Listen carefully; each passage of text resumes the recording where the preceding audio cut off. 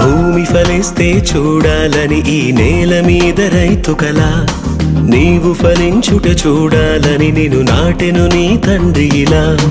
భూమి ఫలిస్తే చూడాలని ఈ నేల మీద రైతు కల, నీవు ఫలించుట చూడాలని నిన్ను నాటెను నీ తండ్రి ఇలా.